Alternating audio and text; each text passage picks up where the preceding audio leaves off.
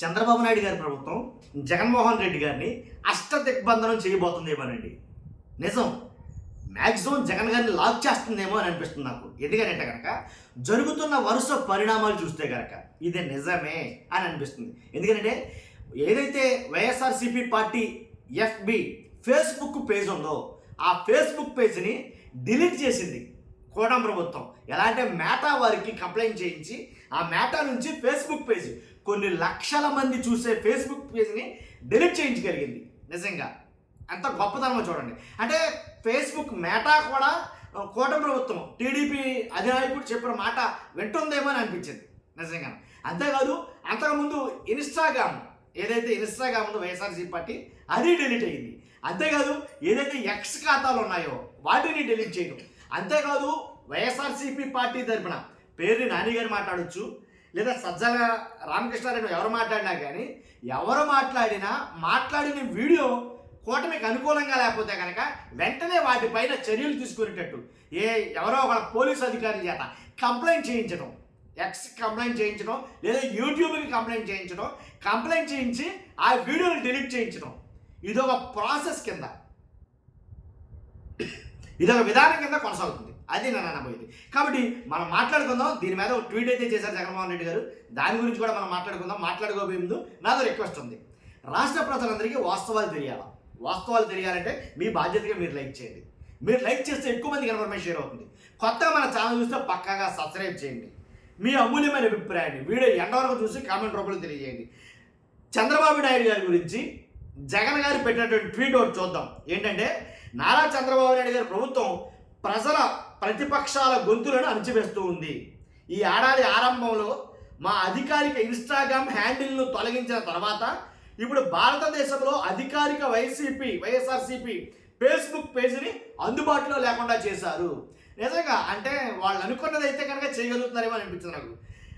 ఇది కేవలం వైఎస్ఆర్సీపీపై దాడి మాత్రమే కాదు, ఇది ప్రజాస్వామ్య విలువలు, భావ ప్రకటన స్వేచ్ఛపై జరిగిన దాడి. మేము కేవలం వాస్తవాలను వెల్లడిస్తాము. ప్రభుత్వ వైఫల్యాలను, అవినీతి పద్ధతులను బట్టబయలు చేస్తాము. ప్రజలను ప్రభావితం చేసే సమస్యలను వెలుగులోకి తెస్తాము.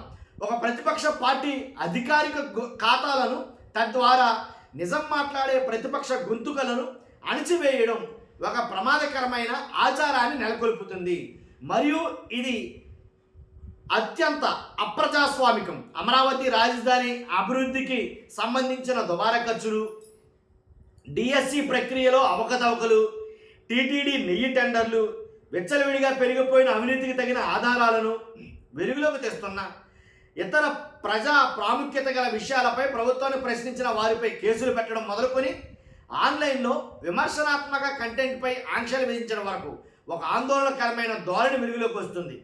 మేము ఈ అన్యాయమైన చర్యలను ప్రతి చట్టపరమైన మరియు రాజ్యాంగపరమైన మార్గం ద్వారా సవాలు చేస్తాము. ఎలాంటి బెదిరింపులు, సెన్సార్షిప్లు లేదా సంస్థల దుర్వినియోగం ప్రజల గొంతును అణిచివేయలేవు. మేము వారిని బాధ్యులుగా నిలబెట్టడానికి కట్టుబడి ఉన్నాము. వాస్తవంగా మన వీడియోలు కూడా చాలా డిలీట్ అయ్యాయి నిజం మాట్లాడాలంటే.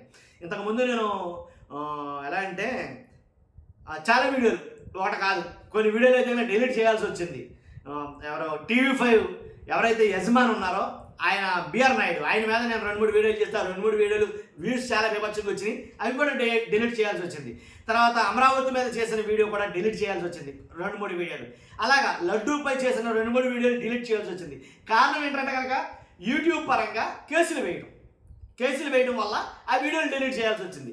కాబట్టి నిజం మాట్లాడతారు, ఎవరు మాట్లాడాలని నిజం మాట్లాడతారు. అది నిజమైద్దా కనుక దానికి కౌంటర్గా దానికి ఏంటనేది వివరణ ఇవ్వాలి. నువ్వు మాట్లాడింది తప్పు, అలా కాదు జరిగింది ఇలాగని వివరణ ఇవ్వాలి. వివరణ ఇవ్వకపోగా ఏం చేస్తున్నారంటే కనుక ఎదురు దాడి అయితే చేస్తారు. భావ ప్రకటన స్వేచ్ఛ ఏదైతే రాజ్యాంగం కల్పించిన హక్కు ఉందో దాన్ని కూడా హరించేయాలని కూడా ముమ్మాటికి ఇది అప్రజాస్వామికమే అని అంటాను నేను ఖచ్చితంగా. కాబట్టి అంటే ఒక వైఎస్ఆర్సీపీ పార్టీ ఫేస్బుక్ని డిలీట్ చేయించారు, నాశనం చేయించారు, లేదా ఇన్స్టాగ్రామ్ హ్యాండిల్ నాశనం చేయించారు అని చెప్పడం లేదు నేను. చాలామంది పైన అంటే మాట్లాడుతున్న వాళ్ళ పైన చాలామంది పైన చాలా గొంతుకల పైన కేసులు పెట్టడం అనేది మనం చూస్తున్నాం. ఇది కంటిన్యూ ప్రాసెస్గా జరుగుతుంది. ఏదో మొదటి సంవత్సరం వచ్చినప్పుడు స్టార్టింగ్ లేదో ఒక భయం పెట్టడానికో దేనికో పెట్టారా కేసు అంటే అనుకోవచ్చు. లేదు, సంవత్సరం గడిచింది, 2 సంవత్సరాలు గడిచింది, ఇంకా జరుగుతూనే ఉంది. కాబట్టి అది జరుగుతుంది. కాబట్టి చూస్తున్నాం మీరు అందరూ కూడా. దీనిపైన మీ అభిప్రాయం తెలియజేయమని కామెంట్ రూపంలో తెలియజేయమని అడుగుతున్నాం. Thank you very much.